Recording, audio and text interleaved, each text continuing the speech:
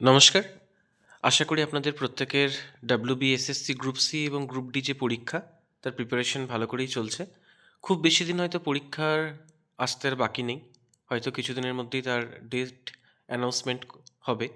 তো আপনাদের প্রস্তুতিকে আরও এনহ্যান্স করার জন্যই আমাদের এই মক টেস্ট সিরিজ, এবং প্রত্যেকটা মক টেস্টে আমাদের 15টা করে ইংলিশের কোশ্চেন থাকবে এবং একদম WBSSC গ্রুপ সিতে যেরকম ইংলিশ আসা উচিত সেই প্যাটার্নেই কোশ্চেনগুলো দেয়া, এবং প্রত্যেকটা কোশ্চেন যেভাবে আমরা এক্সপ্লেন করে দিই বা সেই পয়েন্ট থেকে আরও কী কী রিলেভেন্ট পয়েন্ট বেরিয়ে আসে সেভাবেই প্রত্যেকটা আলোচনা করা আছে। তো আশা করি আপনাদের ভিডিওটা ভালো লাগবে এবং আপনাদের প্রস্তুতিতে সেটা অনেক বেশি উপকার দেবে।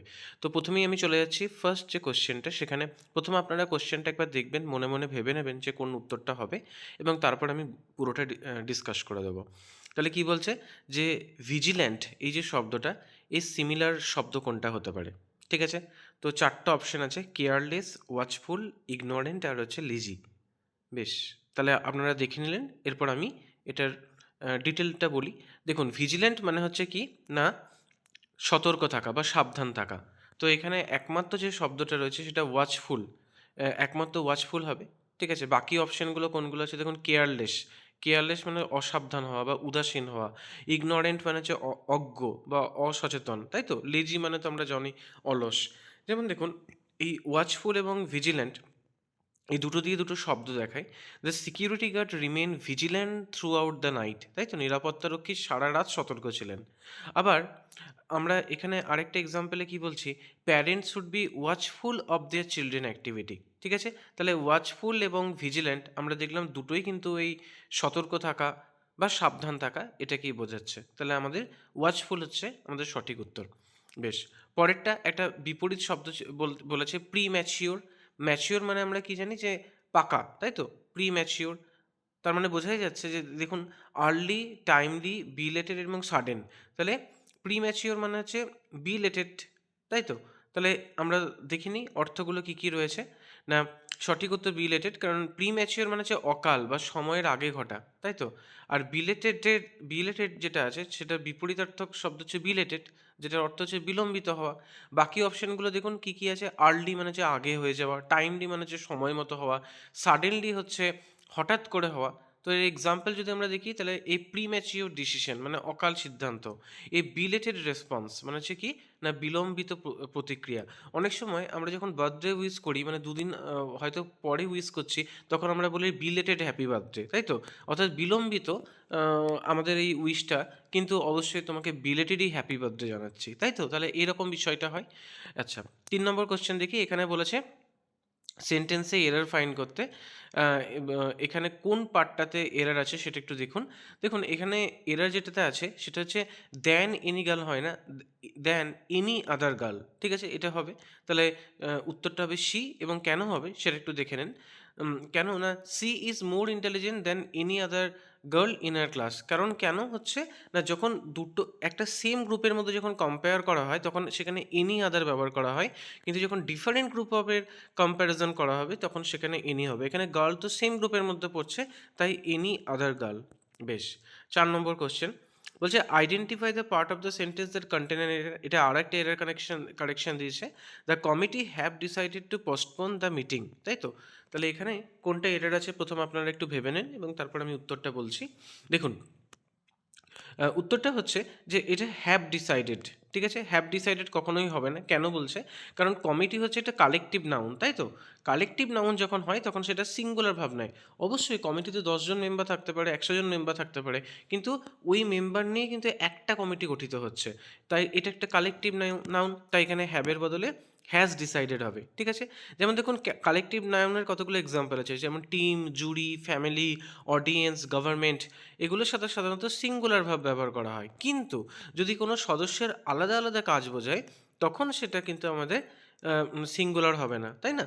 যেমন the committee are divided into their opinions, তার মানে কি এই কমিটিতে সবার মতামতগুলো কিন্তু আলাদা হয়ে গেল, তখন কিন্তু the committee is divided in in it's opinion তো হচ্ছে না, অনেকগুলো ওপিনিয়নে ভাগ হয়ে গেছে, তখন কিন্তু কমিটির ক্ষেত্রে আমরা আর ব্যবহার করব, তাই তো। The committee are divided in their opinion, এবং কমিটির মেম্বাররা যদি ছড়িয়ে গেল সেই জন্য এটা দেয়ার ওপিনিয়ন্স হয়ে যাচ্ছে। বোঝা গেল? বেশ, 5 নম্বর দেখি কি বলছে।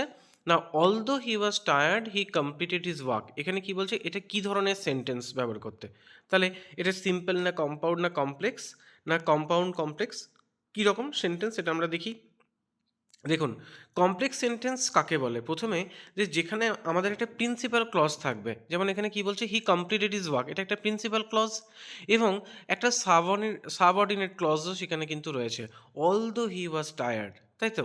তাহলে যে বাক্যে একটা প্রিন্সিপাল ক্লজ থাকবে এবং এক বা একাধিক সাবঅর্ডিনেট ক্লজ থাকবে, তাকে আমরা কি বলি, কমপ্লেক্স সেন্টেন্স। বেশ। সিম্পল টেন্স কি, না যেখানে একটা সাবজেক্ট এবং প্রেডিকেট আছে, যেমন হি ওয়ার্কস হার্ড, একদম সিম্পল, এখানে কিছু নেই।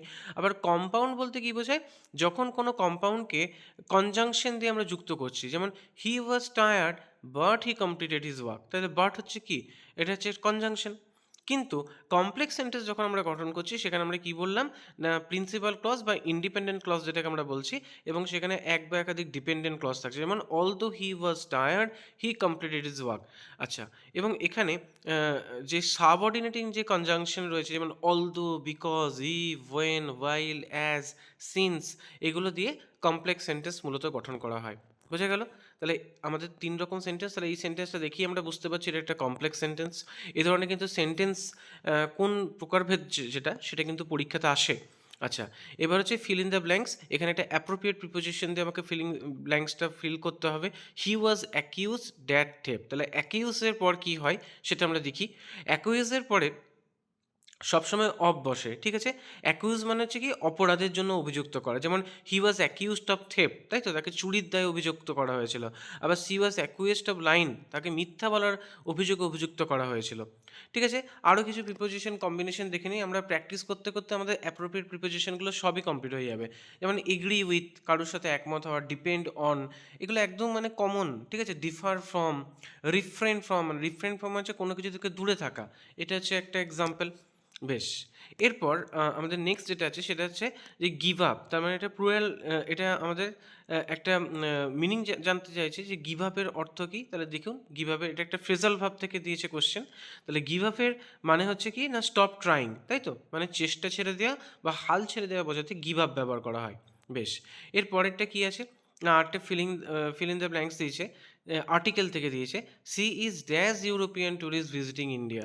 তাহলে ইউরোপিয়ানের আগে কি বসে, generally A E I O ইউতে ভায়োল, মানে এগুলো তো ভাওয়েল, তাহলে এখানে অ্যান বসার কথা, কিন্তু এক্ষেত্রে কিন্তু সেটা বসবে না, ঠিক আছে। কেন বসবে না দেখুন, না ইউরোপিয়ান ই দিয়ে শুরু হলেও কিন্তু এর উচ্চারণটা ইউ দিয়ে শুরু হচ্ছে, না ইউরোপিয়ান। তাহলে ইউ দিয়ে যখন কোনো একটা জিনিস শুরু হচ্ছে, শব্দ শুরু হচ্ছে, তখন আমরা সেখানে এ আর্টিকেল ব্যবহার করি, ঠিক আছে। এরকম কয়েকটা আমরা এক্সাম্পল দেখে নিই। যেমন দেখুন, a European country, a university, তাই তো, এখানে ইউনিভার্সিটি হর্ষই রয়েছে। আচ্ছা, ইউ উচ্চারণটা হচ্ছে, তারপরে এ 1 rupee coin, a useful book, এটা অ্যান ইউজফুল বুক হয় না, এ ইউনিফর্ম, ঠিক আছে। আবার অ্যানগুলো দেখুন কেমন ব্যবহার করেছে, অ্যান অনেস্ট ম্যান, ঠিক আছে, অ্যান আওয়ার, অ্যান হেয়ার, ঠিক আছে, ইয়ার এখানে উচ্চারণটা হচ্ছে, অ্যান আমব্রেলা, ঠিক আছে, অ্যান এম এল এ, তাহলে এ দিয়ে উচ্চারণ হচ্ছে M L A, M B A, এখানে দেখুন ইয়ে সাউন্ড হচ্ছে, সেই জন্য এগুলোর ক্ষেত্রে আমরা অ্যান ব্যবহার করব, ঠিক আছে। বেশ। এরপর what is the collective noun for a group of crows, ঠিক আছে। যখন গ্রুপ অফ ক্রোজ মানে কাক থাকবে, তখন সেখানে আমরা কালেকটিভ নাউন কী ব্যবহার করব, এর সঠিক উত্তরটা এখানেই লেখা হয়ে গেছে, সঠিক উত্তর হচ্ছে মার্ডার, ঠিক আছে। কেন মার্ডার ব্যবহার করা হচ্ছে, দেখুন এটা খুব বোঝার আছে যে আগেকে যখন মানুষ বিশ্বাস করতো যে কাক হচ্ছে মৃত্যু এবং অশুভের প্রতীক, তাই তো, সেই জন্য কাকের দলকে মার্ডার বলা হতো। তাহলে এর আগের দিন আমরা কিন্তু এই ফ্লোকটা করেছিলাম। ফ্লোক মানে হচ্ছে পাখি বা ভেড়ার দল, আর প্যাক মানে হচ্ছে নেকড়ে বা কুকুরের দল, আবার প্যাক বলতে ব্যাকপ্যাক বোঝায়, ঠিক আছে। এবং আমি কালকে একটা বলছিলাম যে অনেক সময় দেখবেন ব্লগাররা ব্যবহার করা হাই ফ্লোকস এরকম বলে, ঠিক আছে। আর হার্ড মানে হচ্ছে কি, না গরু, হাতি, ঘোড়া ইত্যাদির যে দল, সেটাকে আমরা বলে থাকি হার্ড। বেশ। এরপর দেখুন, কতগুলো এক্সাম্পল আমরা এখান থেকে করে নিই। যেমন এ মার্ডার অফ ক্রোজ মানে হচ্ছে কাকের দল, এ পার্লামেন্ট অফ আউলস মানে হচ্ছে প্যাঁচার দল, ঠিক আছে। এ গ্যাগেল অফ গিজ মানে হচ্ছে হাঁসের দল, এ ফ্লোকস অফ বার্ড মানে হচ্ছে পাখির দল, ঠিক আছে। এ মাস্টার অফ পিকক্স মানে ময়ূরের দল। আচ্ছা, এ কলোনি অফ পেঙ্গুইনস, ঠিক আছে।